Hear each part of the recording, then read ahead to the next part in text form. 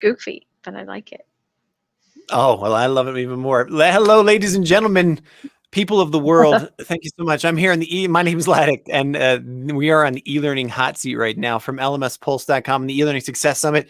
One of my favorite guests is with me today, Dr. Tonya Riney, who is the Chief Operating Officer of Intelliboard, which is a monster in the e-learning world. And I mean that in the best possible way. You know, what we're going to be talking about today is data analytics. We're going to talk about a whole bunch of different things that I'm excited about. Like, for instance, retaining students, instructor immediacy. And this is a teaser here because I want to, I kind of have some thoughts around this. But one of the things you and I had talked about in the green room before we got started today was, why is data intimidating? Oh, yeah. We could spend all of our time together on that. We might. So for the next half hour here, you have, ladies and gentlemen, I implore you and I invite you to listen to someone who has been doing data analytics forever and is a master at this. Tonya, but before we get started, give us the 30 seconds. What is Intelliboard? For anybody who's not heard of it yet, who are you guys? What do you deliver? And then we'll jump into some of these meatier topics. Okay, so Intelliboard is reporting in analytics for learning management systems, and we've been around for, gosh, 5-6 years now. We started working most intensely with Moodle, and now we integrate with the major four. So Brightspace, Blackboard Learn, Canvas, all of them, Totoro as well, and other Moodle-based LMSs. And we are here because we contribute to e-learning in terms of providing the data and displaying the data in a way that makes sense for people to use it in actionable ways. Okay, fantastic. I know that, we've been working with Intelliboard at LMS Pulse and previously as Moodle News for, I don't know, I think it may be more than 4 or 5 years, but I could be wrong there. But, Anatoly and whatnot, the people who created Intelliboard originally, it's just been so fun to watch the growth and, the explosion over the last couple of years as well. So data is something that everybody's psyched about in the world, right? Data scientists have been, that's a profession that's gone through the roof. Everybody's talking about big data and what data. So data in e-learning, what can it give to us? Again, some of the basics just to get us out of the gate. Why do we care, and why is it important for e-learning, for education in general? So I was an instructional designer, right, before in many of the gestations of my career. I was a college professor, I was an instructional designer. And when you move online, right, it's a very intangible experience, right? You don't necessarily, especially when it's asynchronous, right? You don't connect with people in the same way. And I actually did my PhD program online specifically because I knew, and this was 100 years ago, but I knew that we were going to be moving toward online ways of delivering e-learning because it's just more accessible for people, right? In terms of their schedules, in terms of distance, in terms of everything, it's just more accessible. And when you can provide learning to more people more easily, it is people are going to gravitate to it naturally. Okay, fine. So now I'm an instructional designer, but how do I actually know, or if I'm a professor, teacher, it doesn't make any difference. How do I know that learning is taking place, right? I can assess it, right? And then I can measure the results of the assessment.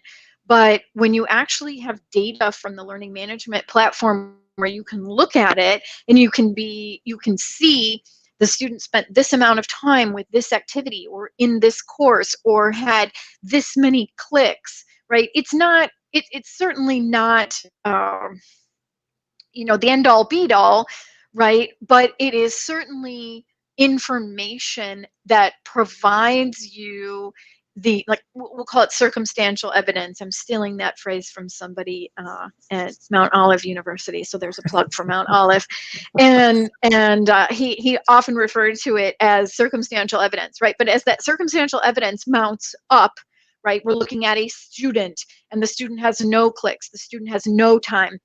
Clearly, the student is not engaged, and then we would need to create some kind of an intervention. In the opposite way, right, we can begin to build correlations between the amount of time somebody might be spending, right, and how those correlations fit with performance in the class, right? And then you can see, of course, data over time as well. So this is why we care, right? And I mean, I can go on and on and on about why we care.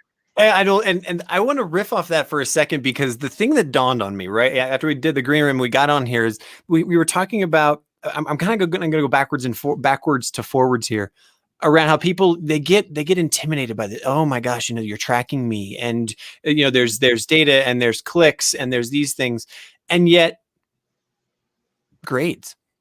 Right. This is what, if you're in higher education and you're an individual going through a higher education program, you track your grades because that's how you do your progress. If you're a parent with kids in primary school, you're going to track their grades. Like, this is, back when, you and I did school. Right. Absolutely. And so we've been tracking data for forever. That's what we do. It's just now we have a larger volume of it, and we have a more complex universe of it so that we can see it. And as you've rightly put on the table, because we're not in person, we need to know, especially when we're looking at scale, who's doing what, when, where, why, what works and what doesn't work, how does a class work, etc. Any thoughts on helping assuage some of those fears around data with that lens, right? With that lens of, because this is the way that we know the truth, because ultimately our goal is to improve learning and to improve outcomes, right? We want to lift people up, absolutely, right? Learners up. So I'll stop pontificating there. Let you. No, I love this, but it also, as you were talking about it, right? It unfortunately made me reflect on a conversation that I had recently with my 14-year-old son. As you know, we're still many have gone back to school, but many are online. My son Eamon was finishing the year online, and I don't know about other parents in the audience or who may watch this, but I was, suicidal frequently this year over my son's performance, and I'm still trying to mentally deal with the fact that I'm still a terrible parent. I want to pause you too. You and I are both in the e-learning universe in the profession. I've got 3 of them. I know. There were many times this year when I was like, please just open the school. Please. Mine completely online for 14 months. Anyway, I just want to commiserate and let people know that those of us who are in this business say, look, we need human interaction.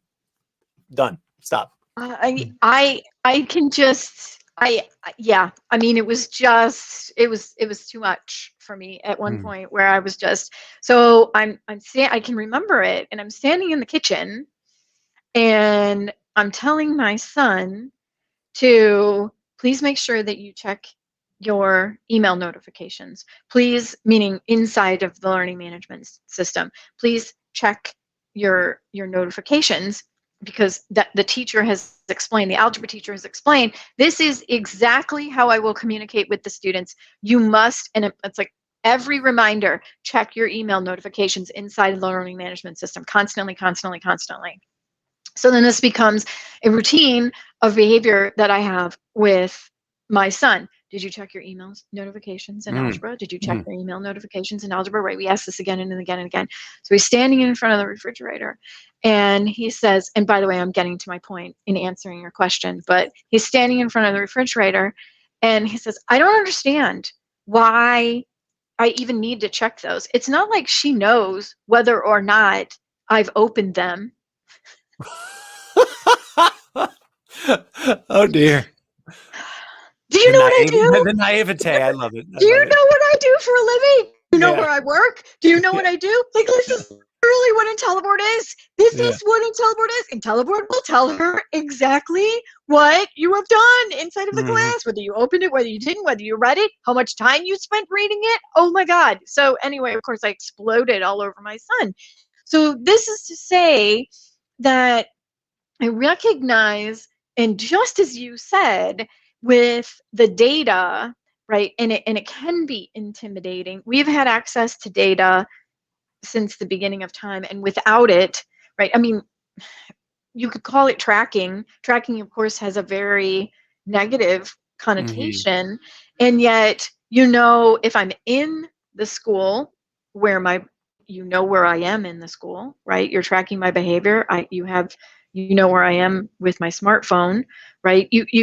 I am being tracked in some form or fashion. I mean, sometimes I think I can say something, and then, of course, and multiple people have this experience, right? You just say something and then suddenly you have advertisements for it, right, on Google.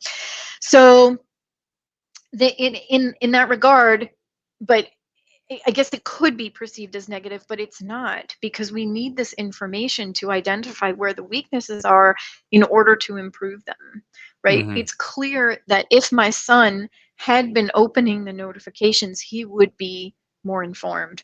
And the fact that he's not opening up those notifications, and either the teacher identifies it or I identify it or whatever, then some kind of intervention can take place, right? The teacher can intervene. I can intervene. If he's not opening up anything, then we can go higher and go to higher ed, right? And then you can have an academic success advisor intervene. There's just a number of layers that we can identify where having access to this information is important from a development and a growth perspective. And that's the angle that we need to have here. So I'm talking with Dr. Tonya Riney from Intelliboard. If you are there, if you are watching, we've got some people in the live audience there. Randy Jones, thanks for your comment a little bit ago. If you have a question for Tonya, please just put it in the chat. We do see it, and we'll get to it in a minute. We're talking right now. We've morphed our conversation to being intimidated by data because there's just so much of it out there. To you've creeped into the instructor immediacy moment where. If you're in the live classroom, so our premise here too, the foundation is learning online, learning through a screen, learning, this is with us to stay. It's no longer the new normal. This is normal. And we are going to be hybrid for the rest of eternity. And so in order for us online, whatever. Yeah. Everything. Right. And so in order for us to continue to replicate and improve, or at least, participate in a learning environment the way that you would live. So if I'm an instructor, presenting to a class live, either a seminar or a small group or whatever, you're able to pay attention to those data points. Who's engaging, who's not engaging, who's answering questions, who's not, who's actually read the material, who hasn't, etc.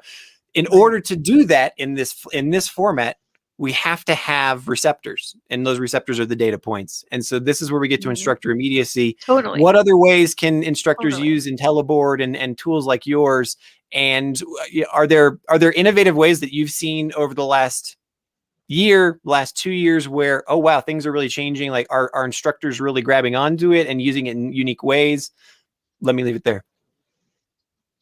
Instructor immediacy, just for folks, I mean, those terms may not necessarily be obvious to folks in terms of what instructor immediacy is, but when you define immediacy, right, it's the perception of the learner about whether or not the instructor cares about that learner's performance.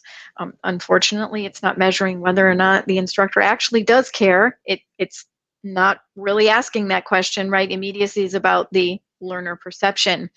And so it was first, came out, Morabian was the first in 1971 to talk about nonverbal communication. And we do a whole a segment on this in a webinar that we have, as far as what instructors can do from an immediacy perspective to improve the engagement in their classrooms, right? And there's any number of very actionable things that instructors can do to improve the immediacy inside of their courses.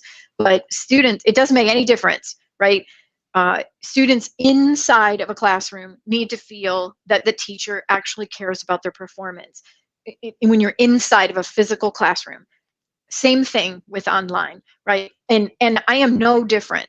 I had multiple courses when I was an online learner for my PhD program, and I gravitated to the instructors who gave me even critical feedback, but comprehensive critical feedback. Here's why you didn't think about this correctly, and then give that to me, right? They were invested in me learning, and so I invested back, right? Oh, okay, I need to do more on this particular topic, right? So when you are, and potentially, arguably, immediacy could be even more important in the online classroom, but for anyone to say it's not possible to do that is it's inaccurate. You can impact immediacy behaviors inside of the classroom, and there is a tremendous correlation with learner behavior in the classroom when teacher immediacy exists. And there can be things, so if you're looking at Intelliboard, or you're looking inside of your instructor dashboard and you're seeing folks who have low engagement scores, right? They're not turning in their assignments, they're not doing things, or you've been sent a notification from Intelliboard that says, these students are in jeopardy, or whatever it might be, then engaging with them in any number of capacities could potentially, it's not a guarantee, of course, could potentially change the trajectory of their behavior, which is ultimately what you're going for. So from a teacher immediacy behavior perspective, one of the very common ones, and I just gave this presentation recently, and for folks in the UK, and we started to have a dialogue about emojis. So, and I don't have the example right now, but you can take just lorem ipsum text, right? Just a straight box of text, right? And then for fill people who it don't with know, emojis. lorem ipsum text is what web developers use to just kind of test things, and it's all that gobbledygook. Yes, gobbledygook text. That is a facsimile of text, a text box, right? So it means nothing, says nothing. It's not Latin. Some people think it's Latin. It's not Latin. It has no meaning at all. And then you can fill that text with emojis, right? And now suddenly it has feeling. There is feeling that's being communicated with that lorem ipsum text. It's happy, or it's sad, or it's whatever. And so emojis are a huge impact on anything, on forum replies, on anything that you're doing when you're grading papers, because it's giving tone of voice to a comment that is absolutely critical. And so I know that many Americans culturally use emojis, and it's less used, especially in the UK and in other countries within Europe. But there was a lot of talk in that session, and a couple people were talking about, even in the UK, that they would adapt to this because you have tone of voice, and you can feel what the person who's writing is feeling when you accompany the text with an emoji. And this is a very actionable thing to include from an instructor immediacy standpoint. And because, online learning, there's writing everywhere. Again, forum posts, email, or rather posts inside of the course. Here's the syllabus. Here's where we've been, here's where we're going, the plan of action for whatever lesson we're doing. These things are huge, and emojis are just something that's very easy to do. Another thing from an instructor immediacy perspective, right, is doing video. Oh yeah. And just like we're doing right now. Okay, well, a lot of people feel that it needs to be a production, and it doesn't. It doesn't need to be a production. In fact, I think most people don't want a fancy, well-produced video from your 8th grade, 9th grade, 8th grade algebra teacher, or your 8th grade science teacher, right? They just want to know who you are. Are you a real person? And do you care about me, right? And a high production value doesn't necessarily mean that you care about me as a person. So yeah, I could go on about this forever. Well, I love this topic because, as many people who've listened to me for a while know, I lived in Thailand for the last 4 years. Well, prior to where I am right now, Asia, specifically in Southeast Asia and in Thailand, the emoji is literally half the conversation, right? That you're going to be getting between your colleagues and your students and your learners and whatnot. It's, those cultures they're much more reserved, expressing those emotions. And so the emoji allows them to express themselves. And I wanted to take that to another level, as we just did the eLearning Success Summit in April this year. One of the things that we really found fascinating was in the live conversations.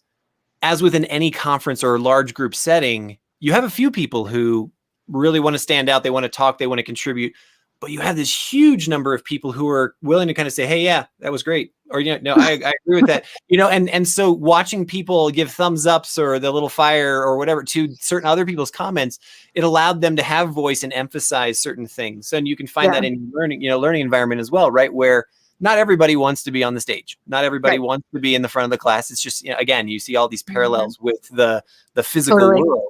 And so it allows you to do that. And if you're a savvy instructor, you can riff off that. You can, you can take that and move with it, or you can see that sentiment.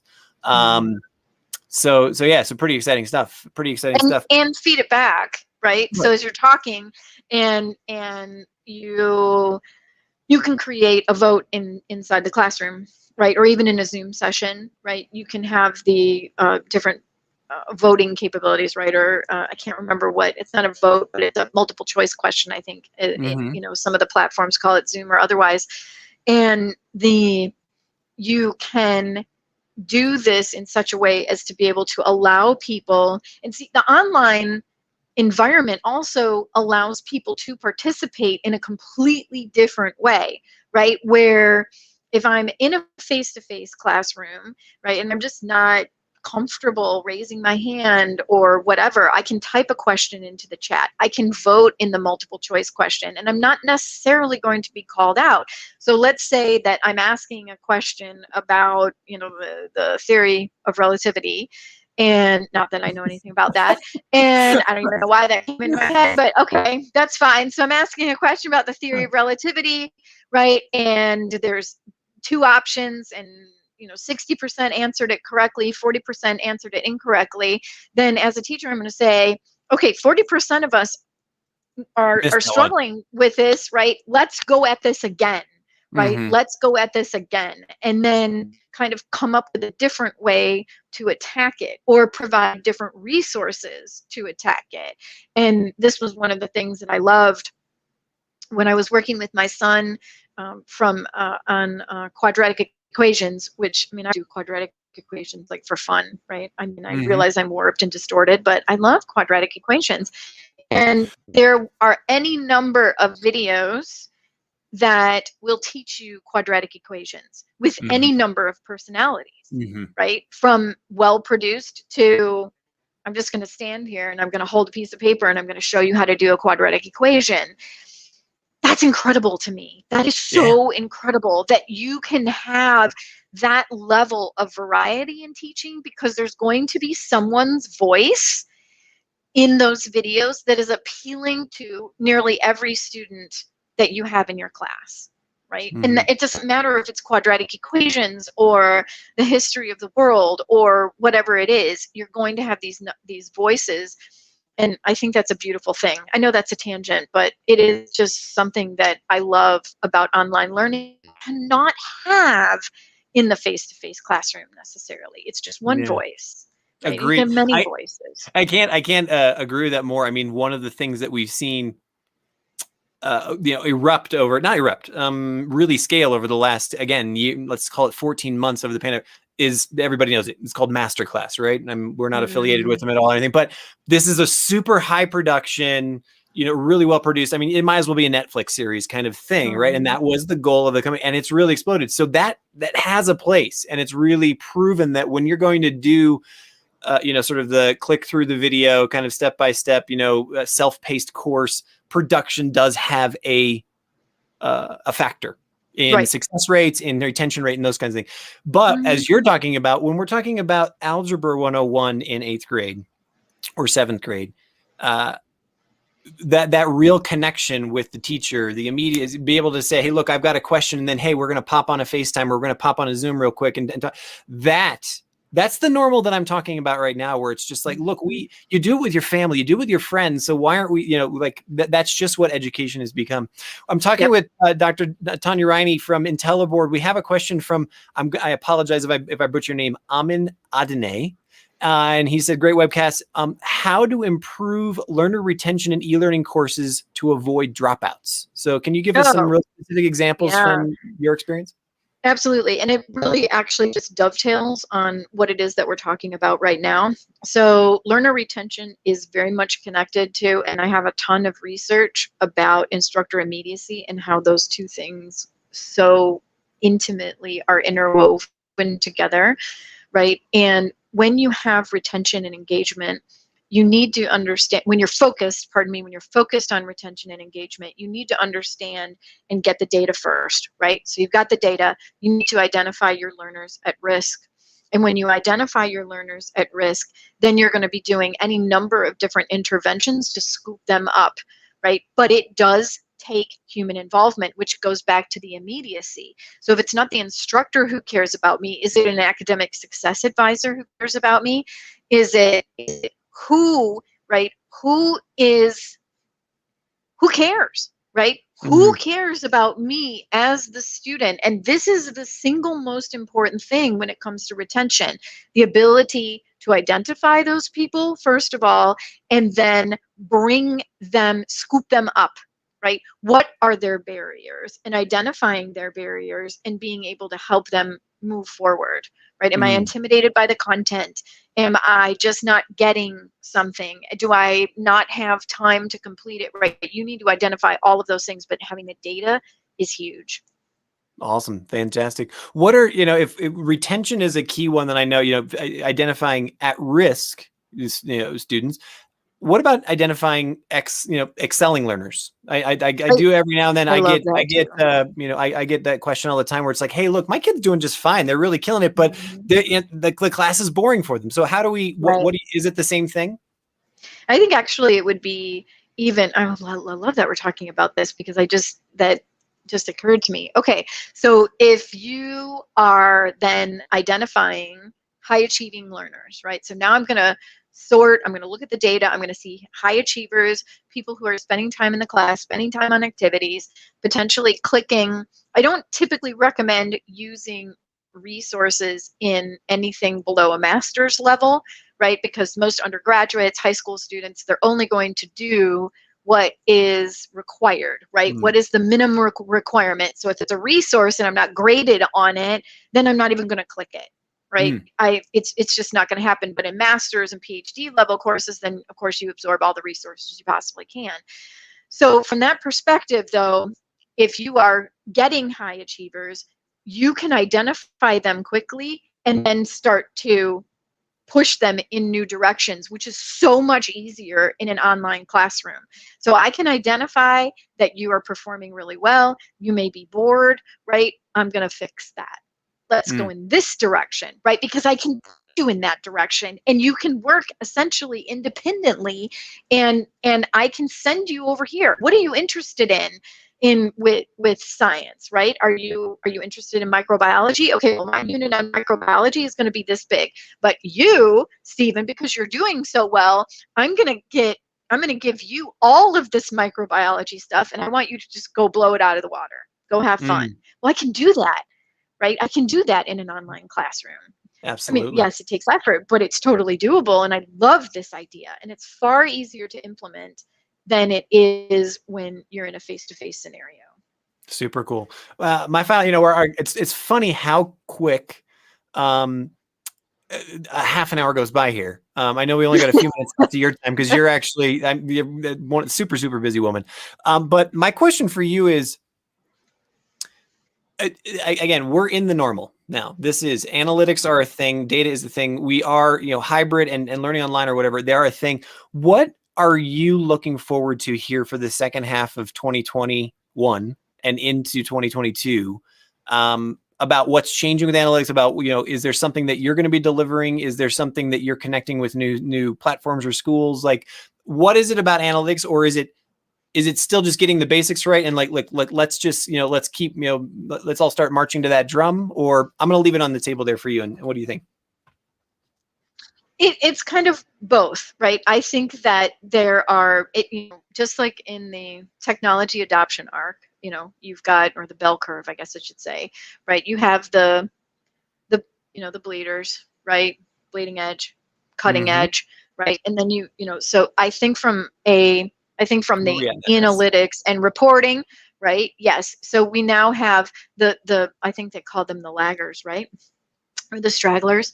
I think those folks are finally going to kind of be able to take a breath after having to slow down from the sense of urgency, because a lot of people just didn't have time, right? They were just confronted with this need to push everything online, and I don't have time to manage all of the data and analytics. So now that people can kind of take a breath, I think that everyone is going to address the data and analytics piece of it, right? So we'll grab all of those people who kind of have been straggling, and then the bleeders and the cutting edge folks are going to really push forward innovations inside of learning that makes learning even more dynamic in this format instead of a face-to-face, right? And then it's just going to get more data, and then we're going to identify where there are correlations. I mean, predictive analytics is obviously something that we're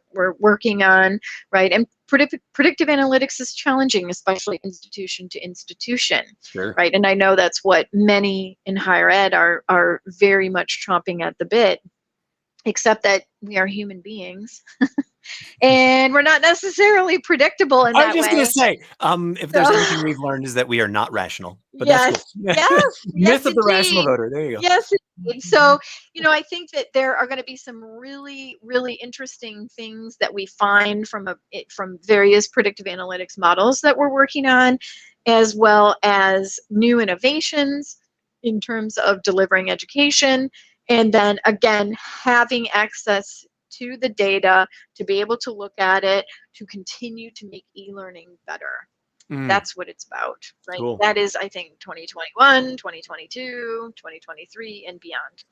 Good. I do have one more question for you. Before I do that, I want to call out Tad Smith. Thanks so much, Tad, for the comment there. I do wish that you'd put some of your questions in the chat here. Don't save them for direct we're here to answer, because we want to see them. Because I have another question for Tanya as well. And also, I mean, thank you so much as well again. My question for you is, as we get those laggers in there, I know just from starting anything that we try to do, any new skill, we're uncomfortable. We feel awkward. We're not sure where to start, and so if I'm, if we're speaking to instructors, either from the traditional education universe, K through 12 higher ed, or corporate L&D, and I want to get into this, what are your, when you meet somebody who's like, look, I know this is something I got to do. How do you get started? Like, what are the first 3 steps that you ask, or you usually recommend people take? Well, if you have Intelliboard, right, if you connect Intelliboard to, or I should say, when you connect Intelliboard to your learning management system, depending on the environment that you are coming to Intelliboard from, right, meaning if you're a corporate, right, or you're selling courses or something like that, versus kind of higher ed, right, you have 2 completely separate objectives. So I'm going to use very sweeping generalizations here. That higher ed frequently focuses on the individual, where corporate is focused on the courses, right? So if you are a corporate institution who needs to understand how courses are behaving, or there's, if you're selling courses, you are very much focused on the course behavior, right? The overall amount of time people are spending in the course, the amount of activity that's happening inside of the course, because you want to know that that course is successful, right? Well, there are very easy reports that you can identify through the help of any one of us when we onboard you, so that you're not overwhelmed by 100 different reports. You are targeting exactly what it is that you need to know in that moment. So a lot of times, my favorite one, from a higher ed perspective, is always learner success and progress, because of the immediate data points that it puts on there. You can see learners' grades, learners' time, and learner clicks, right? So when I'm focused on learners and I need to identify something quickly, I've got this one report. I don't have to overwhelm myself. And then once that becomes digestible, then I can start to branch out and look at other data sets that are relevant to my situation. So you just kind of start small and then blow it up. So, you don't need to be overwhelmed by it at all. And we will make sure that doesn't happen. Super cool. Dr. Tonya Riney, Yeah. you're the Chief Operating Officer, Chief Evangelist for Intelliboard, which is, one of the hottest and, really honestly, easiest to use and most effective data analytics companies out there for e-learning. I thank you so much for your time today. Anybody, if you are listening now, or if you're listening to the recording of this here at the end, please do put your comments, your questions in the chat. Our teams will be looking at those, and we'll definitely get back to you with answers. So thank you so much for your time today, and I wish you a great day. Have a great time. Thank you. Thank you. Thank you. Bye. Ciao.